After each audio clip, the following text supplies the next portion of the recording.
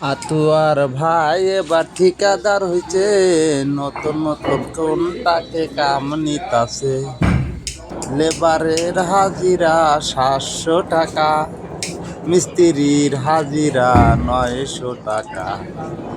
গুয়াহাটি সিটিতে কাম চলতাছে, স্ক্রিনেতে নাম্বার আছে, যোগাযোগ করবেন।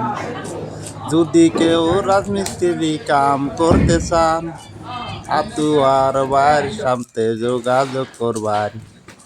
লেবারের হাজিরা 700 টাকা, মিস্ত্রি হাজিরা 900 টাকা।